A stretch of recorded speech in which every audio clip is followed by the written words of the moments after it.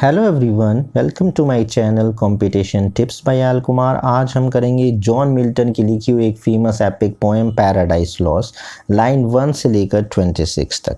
Poem start करने से पहले हम जॉन मिल्टन की बायोग्राफी जान लेते हैं। जॉन मिल्टन का बर्थ हुआ था 9 दिसंबर 1608 ब्रैड स्ट्रीट, लंदन, इंग्लैंड में, और ये क्वेश्चन TGT 2001 और 2011 में पूछा गया है। डेथ हुई थी इनकी 8 नवंबर 1674 लंदन, इंग्लैंड में, और ये लगभग 65 एज तक जिए।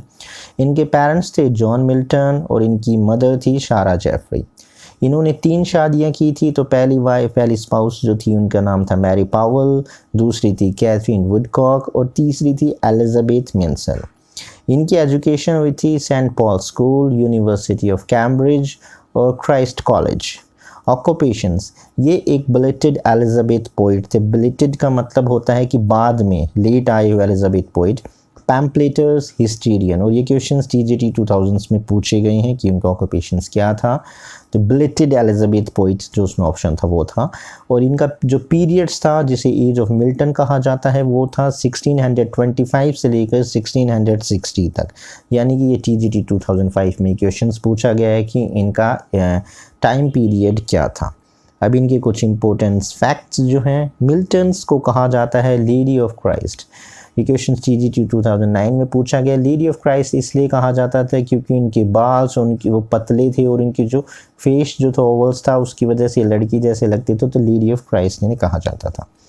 इन्होंने 21 ईयर की एज में कंपोज करी थी on the morning of Christ nativity, और ये TGT 2001-49 में है। ये पूछा गया था on the morning of the Christ nativity किसने लिखा है। और ये इन 1637 में इन्होंने जो पोएम थी, जो इन्होंने अपने दोस्त जो एडवर्ड किंग थी उनकी मौत पर जो लिखी थी, वो थी लिसिडास। और ये क्वेश्चंस पूछा गया TGT 2005 में। और उन्होंने फ्रीडम ऑफ प्रेस के लिए लिखी थी 1644 में एक फेमस पोएम एरोपैगेटिका, और जो parliament of freedom of press, क्योंकि उन्होंने प्रेस पर प्रतिबंध लगा दिया था, तो उसकी फ्रीडम ऑफ प्रेस के लिए उन्होंने एक फेमस ये लिखा था एरोपैगेटिका। TGT 2013 के क्वेश्चन है, और भी काफ़ी एग्जाम्स में ये क्वेश्चन आए हैं। और 1649 में उन्हें फॉरेन सेक्रेटरी बनाया था कॉमनवेल्थ का, किसकी गवर्नमेंट में, ओलिवर क्रॉनवेल की गवर्नमेंट में। और फरवरी 1652 में मिल्टन जो थे वो टोटली ब्लाइंड हो गए थे और उनकी उस टाइम एज 44 थी। और ये क्वेश्चंस काफ़ी में पूछा गया TGT 2001, 2004 और 2013 में ये क्वेश्चन पूछा गया, और बार बार ये पूछा जाता है। कभी उनकी एज पूछी जाती है तो एज 44 है, और टोटली ब्लाइंड कौन से साल में हुए थे, 1652 में। उनके जो मेजर वर्क हैं वो हैं लेलिगरो, इल पेंसेरेसो, कॉमर्स, लिसिडास जो TGT 2009 में पूछा गया है, Paradise Lost, Paradise regain, Samson, agonist, history of Britain, डी डॉक्ट्रिन क्रिस्टीना। ये सारे वर्क्स जो उनके थे फेमस वर्क्स थे।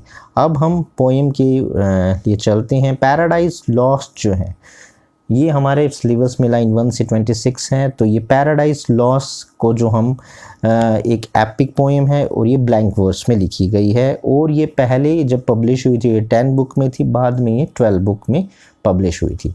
ये एक ऑटोबायोग्राफिकल पैसेज की तरह लिखी गई है, और ये उन्होंने स्टार्ट की थी 1658 में, और ये कंप्लीट उन्होंने लिखी थी 1665 में, और ये पब्लिश हुई थी 1667 में। और ये कितनी बार पूछा गया, TGT 1, 2001, 2003, 2009, 2013 और 2016 में पूछा गया है कि कब ये लिखी गई, कब ये कंप्लीट हुई और ये कब ये पब्लिश हुई। इन जो 12 बुक हैं इनमें सबसे छोटी बुक 7th बुक है, सबसे शॉर्टेस्ट बुक है जिसमें 640 लाइनें हैं, और जो सबसे बड़ी बुक है वो 9th बुक है, और ये इसमें है 1189 लाइन्स। तो अब हम इस पोएम की जो स्टार्टिंग करते हैं, तो उससे पहले मैं ये बता देता हूँ कि इसकी जो स्टार्टिंग की 5 लाइन है इस 1 से 26 के, ये एक प्रोलॉग है। और प्रोलॉग का मतलब होता है कि एक तरीके से प्रस्ताव, शुरुआत करना, आरंभ करना। और इन 5 लाइनों में जो है वो पोइट हमें अपने सब्जेक्ट मैटर, अपनी थीम के बारे में बता रहा है कि मैं जो ये एपिक लिखने जा रहा हूँ मैं इसमें क्या क्या चीज़ें इंक्लूड करूँगा, क्या मेरा सब्जेक्ट मैटर होगा। तो चलिए स्टार्ट करते हैं। ऑफ मैन फर्स्ट डिसओबीडियंस, मतलब डिसओबीडियंस का मतलब होता है अवज्ञा करना, आज्ञा नहीं मानना। तो यहाँ पर पोइट कहता है, मिल्टन कहता है कि इंसान के द्वारा की गई पहली अवज्ञा, आज्ञा का उल्लंघन, या हम कह सकते हैं ऑर्डर को नहीं मानने की गलती, और वो गलती क्या थी। यानी कि क्या पहला टॉपिक उसका है कि आदमी के द्वारा की गई गलती, और वो गलती थी and the fruit of that forbidden tree, और वो गलती थी इंसान, यानी कि कौन था उस टाइम, एडम और ईव के ऊपर ही है ये। तो एडम और ईव के द्वारा जो नॉलेजेबल ट्री था, जो फॉरबिडन ट्री था, जिसके लिए मना किया हुआ था कि इसका आपको पेड़ से इस एप्पल और इस फ्रूट को नहीं तोड़ना, तो उन्होंने वो तोड़कर खाया था। तो वो फॉरबिडन ट्री जिससे मना किया हुआ था उस एप्पल को तोड़कर खाना, उस फ्रूट को खाने से पहले कभी भी इंसान ने कोई पाप या कोई गलती नहीं की थी। उससे पहले कोई इसने मतलब ऑर्डर का उल्लंघन या भगवान की जो द्वारा की गई बात वो कभी टाली नहीं थी। तो ये पहली गलती थी। Was mortal taste brought death into the world.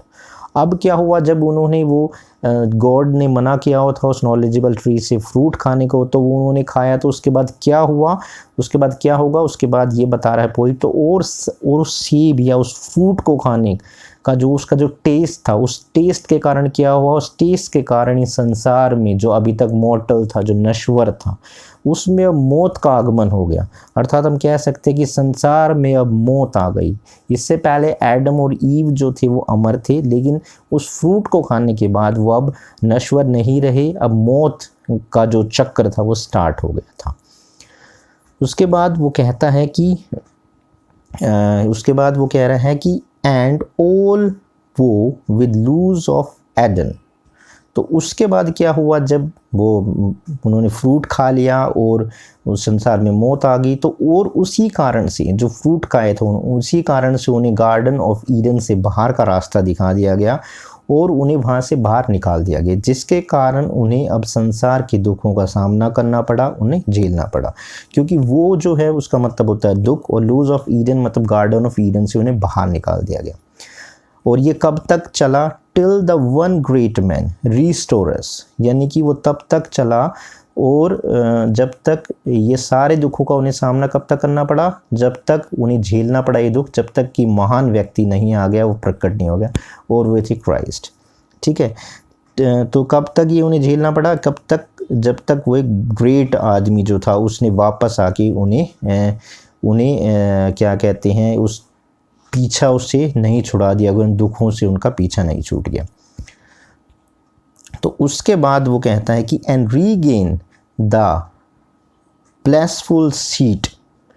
तो उसके बाद क्या हुआ कि जब उस महान दुखों से उसका, जब वो महान व्यक्ति आया तो उनका पीछा छूटा, तो क्या करा उस महान व्यक्ति ने, वो यहाँ बता रहे हैं and regain the blissful seat.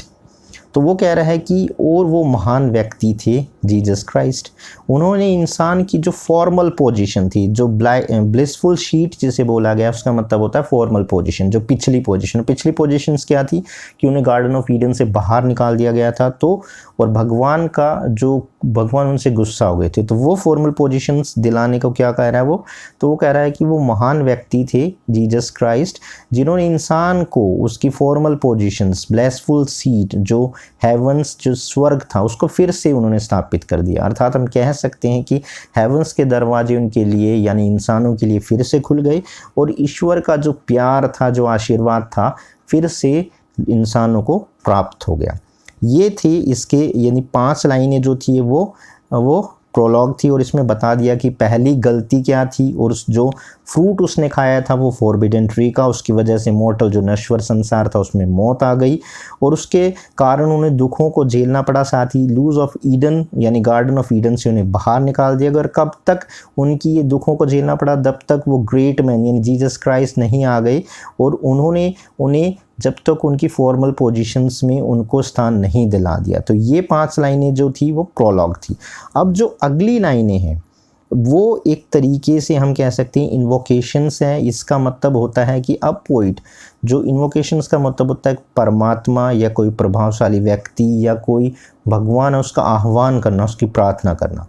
अभी तक तो हमें ये बताया रहा था कि पोइट मैं ये मैटर अपने एपिक में इंक्लूड करूँगा। अब वो बता रहा है कि पोइम स्टार्ट करने से पहले, जैसे कि हम भगवान गणेश की पूजा करते हैं कि हे गणेश, हम अपना एक शुभ काम करने जा रहे हैं तो उसमें आप हमारी हेल्प करें, हमारी सहायता करें। तो उसी प्रकार से यहाँ जॉन मिल्टन जो है हेविली म्यूज़ जो है उसका आह्वान कर रहा है, उसको उसकी प्रेयर कर रहा है कि मैं ये एक बड़ा एपिक लिखने जा रहा हूँ, तो आप मेरी मदद कीजिए। और वो किस किस टर्म्स का यूज़ इसमें करता है वो हम अब आगे वाली लाइंस में देखते हैं। अब पोइट कहता है कि sing heavenly muse that on secret top of Oreb or of Sinai did us inspire. अब जो ओरैब है वो प्लेस है जहाँ पर बुश जो झाड़ियाँ थी वहाँ पर आग लग गई थी, और वहीं पर भगवान ने मोसेस या जो मूसा को कहते हैं जो उस टाइम शिपर्ड था उससे बात करी थी। और जो शिनाई है, शिनाई कौन सी जगह है? शिनाई वो जगह है जहाँ पर मोसेस को वो 10 आज्ञाएं दी थी, यानी शिनाई वो था जिसने मोसेस को 10 आज्ञाएं दी थी कि भाई आपको ये करना है। तो अब ये कह रहा है कि Sing heavenly muse that on secret top of Oreb or Sinai did us inspire। तो यहाँ पर कवि जो हेविली म्यूज़ का आह्वान करते हुए कहता है, यानी कि जो हेविली म्यूज़ मतलब हम कह सकते हैं, हम तो यहाँ पर कहेंगे अगर आता तो सरस्वती देवी, लेकिन यहाँ पर हेविली म्यूज़ है तो हम यहाँ पर कहेंगे कविता लिख रहा है तो कविता की देवी। तो पोइट कहता है कि अब कवि हेविली म्यूज़ का आह्वान करते हुए कहता है कि हे कविता की देवी, वो तुम ही तो थी जिसने मोसेस या मूसा को ओरेब और शिनाई के हिडन टॉप पर इंस्पायर किया था, प्रेरित किया था। जैसे तुमने उसे प्रेरित किया था ऐसे ही तुम मुझे भी प्रेरित करो, वो ये कहना चाह रहा है। अब वो तो सिंग हेविली म्यूज़ तो वो हो गया हे कविता की देवी, सीक्रेट टॉप ऑफ ओरेब और शिनाई पर जहाँ पर तुमने मोसेस को इंस्पायर करा था। इंस्पायर कब करा था अब आगे वो हमें बता रहा है कि क्या था। दैट शिपर्ड, यानी कि उस टाइम वो गडर या शिपर्ड्स मतलब मोसेस को ही कह रहा है। That shepherd who first taught the chosen seed. अब यहाँ पर जो चूजन सीड कहा वो इजराइलिटी को कहा है, जीसस वो जिसने यानी कि यहूदियों को कहा गया है यहाँ पर। तो वो कहता है कि फिर पोइट कह रहा है कि और उस कविता की देवी से प्रेरित होकर मोसेस ने क्या किया था, जो उस टाइम गडरिया था, शिपर्ड्स था, मोसेस ने अपने अनुयायियों, जो कौन ये उसके अनुयायी कौन थे? यहूदी थे, इजराइल्टी थे। चूजन सीड का मतलब यहाँ पे अनुयायियों की बात करिए, इजराइल्टी थे, उनको अपना पहला उपदेश दिया था और अपना पाठ पढ़ाया था। यानी कि जब हेविली म्यूज़ ने उनको पहले ओरेब और शिनाई पर जो इंस्पायर करा था, उसके बाद जो शिपर्ड्स था, मोसेस था, उसने अपना जो पहला लेसन, अपना पहला उपदेश दिया था वो इजराइलियों को दिया था, उससे प्रेरित होकर ही दिया था। In the beginning how the heavens and earth rose out of chaos. और अब यहाँ पे कह रहा है बिगनिंग मतलब तो अब यहाँ पर पोइट कह रहा है कि और शुरुआत में, बिगनिंग में कैसे ईश्वर ने इस अव्यवस्था, क्योस का होता है अव्यवस्था, भ्रम की स्थिति या उलझन की स्थिति हम कह सकते हैं। तो कह रहा है कि और शुरुआत बिगनिंग में कैसे ईश्वर ने इस अव्यवस्था, भ्रम की अवस्था या उलझन की स्थिति में स्वर्ग मतलब जो हेवन है और पृथ्वी अर्थ की रचना की थी, उसका निर्माण किया था। यानी कि कैसे शुरुआत में जो सारी अव्यवस्थाएं फैली थी, तो कैसे भगवान ने स्वर्ग और पृथ्वी का निर्माण किया था, उसको बनाया था। फिर कहता है or if Sion hill delight the more and Siloa brook that flow fast by the oracle of God I thence. यहाँ पे दिन्स का मतलब होता है इधर या पास में। तो यहाँ पर वो कहता है कि और जो ये जो जेरूशलम जो बना हुआ है, जेरूशलम जो बना हुआ हिल ऑफ शिलोन पर बना हुआ है, और उसी के बाद जो सिलोआ ब्रुक है, मतलब सिलोआ ब्रुक का मतलब होता है सिलोआ जो एक नदी है, सिलोआ जो एक नदी है। तो वहाँ पर वो कहता है कि जेरूशलम जो हिल ऑफ शिलोन पर बना होने के कारण तुम्हें बहुत अच्छा लगता है, और साथ ही तुम्हें तो जो सिलोआ नदी है, या हम कह सकते हैं नदी या नाला है, जो temple of God in Jerusalem, यानी जेरूशलम में जो मंदिर है उसके पास से तेजी के साथ बहता है वो भी तुम्हें डिलाइट करता है, प्रसन्न करता है, तुम तो उससे भी प्रसन्न हो जाती हो। यानी कि वो कह रहा है कि तुम्हें जेरूसलम अच्छा लगता है क्योंकि वो सिलोन हिल पर है, और सिलोआ ब्रुक जो मंदिर, जो जेरूसलम का जो मंदिर है, जो टेम्पल उसके पास से बहता है, वो भी तुम्हें उतना ही अच्छा लगता है। यानी कि वो जेरूसलम और उसके पास से जो बहता हुआ झरना है वो तुम्हें बहुत ही पसंद करता है, और उधर से वो बहता हुआ झरना तुम्हें अच्छा लगता है।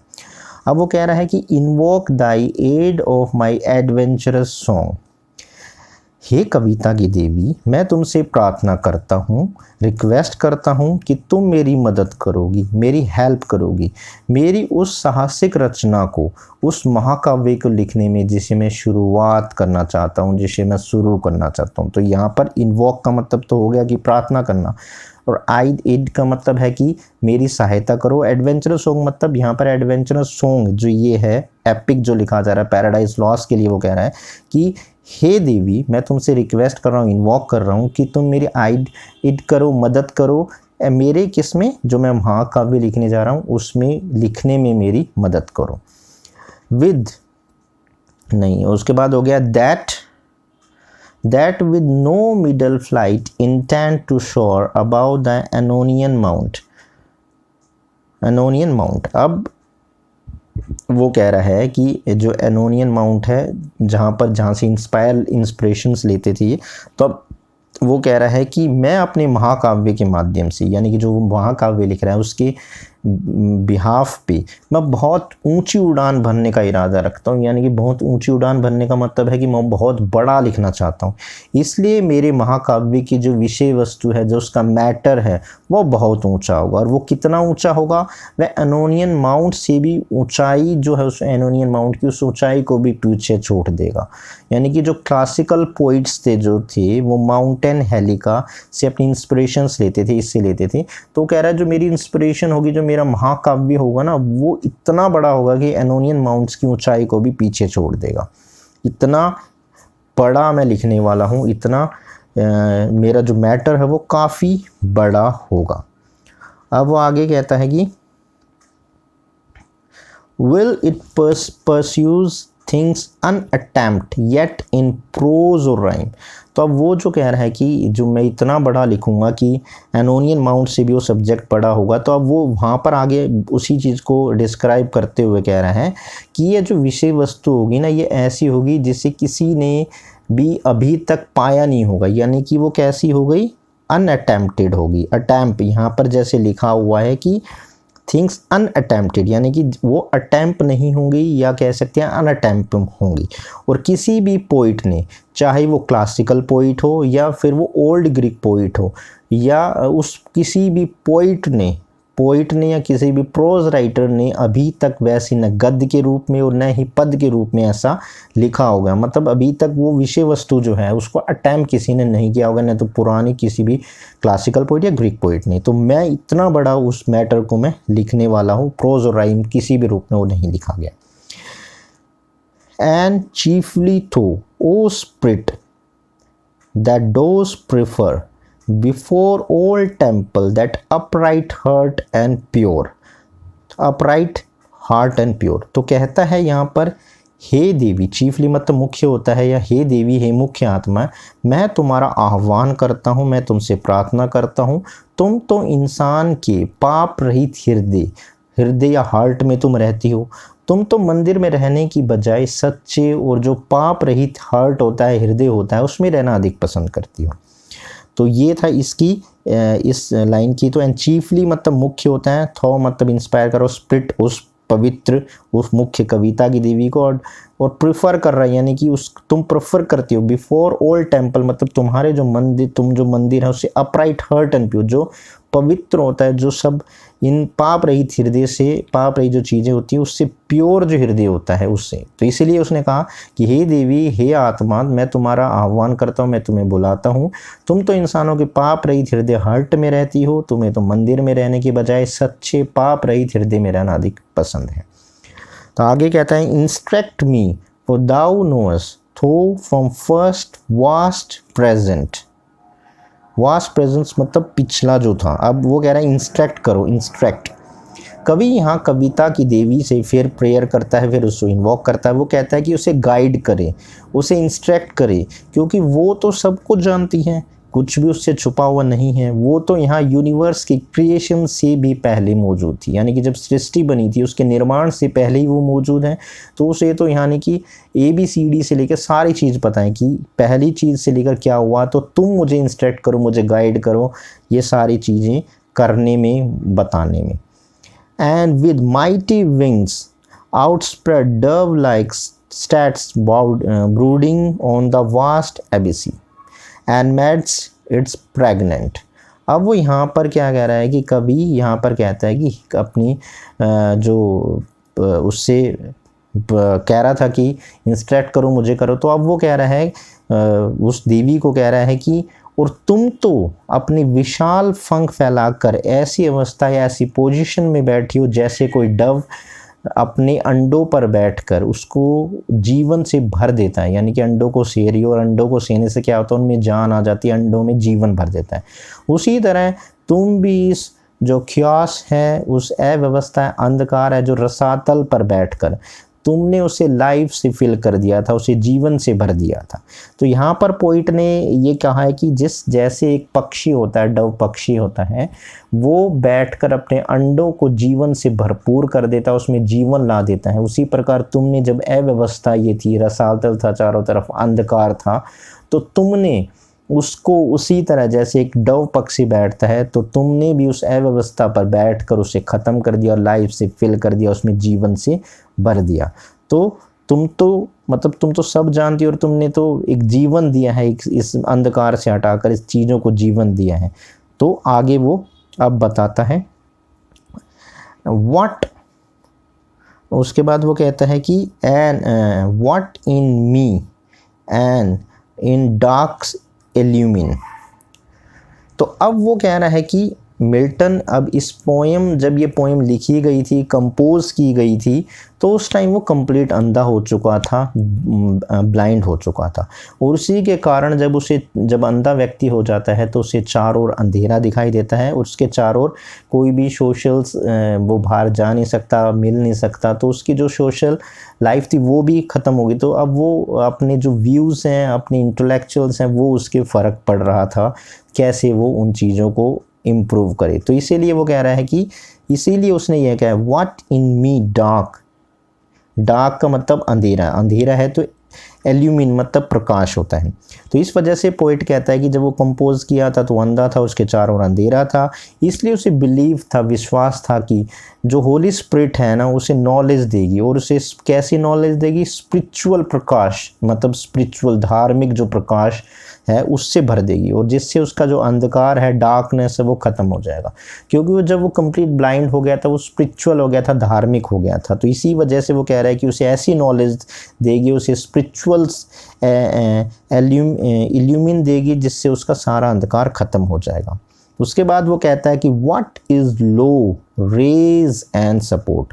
तो रेज का मतलब जैसे उठाना हो गया, सपोर्ट का मतलब मदद हो गया, लो मतलब कम। अब यहाँ पर कहता है कवि उस होली स्पिरिट से अपील करता है कि मेरे अंदर जो भी तुच्छ हैं, निम्न चीज़ें हैं, निम्न स्तर की जो चीज़ें हैं, उसे तुम ऊपर उठा दो, उसे रेज कर दो, साथ ही तुम मेरी सपोर्ट करो, मेरी मदद करो।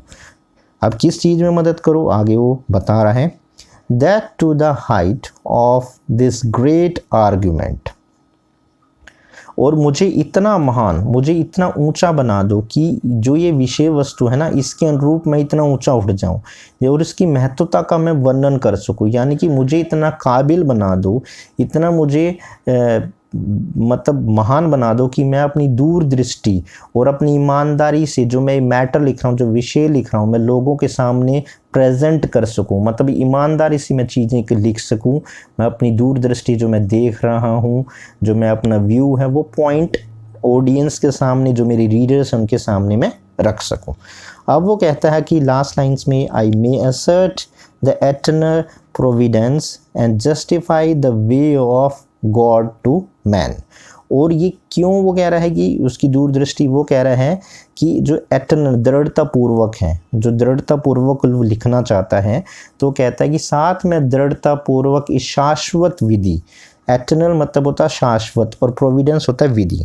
तो वो कहता है कि मैं दृढ़ता पूर्वक, मतलब मैं दृढ़ रहूँगा, मैं झुकूँगा नहीं, मैं जो सच है वही लिखूँगा, और साथ ही मैं दृढ़ता पूर्वक उस शाश्वत विधि को जस्टिफाई कर सकूँगा कि आखिर क्यों गॉड ने, क्यों भगवान ने एडम और ईव को पनिशमेंट दी थी, उसका सही रीज़न, उसका सही कारण क्या था, और गॉड ने जो ये रास्ता चुना था पनिशमेंट का, एडम और ईव को जो पनिशमेंट दी थी, और वो क्यों सही थी, यानी कि भगवान ने जो किया था वो सही था। मैं ये सिद्ध कर दूंगा कि व्यक्ति ने जो गलती करी थी, जो भगवान ने जो सज़ा दी थी, जो उसका वे था, उसको मैं जस्टिफाई कर सकूं कि भगवान ने व्यक्ति को ये करके उसकी मदद ही की थी।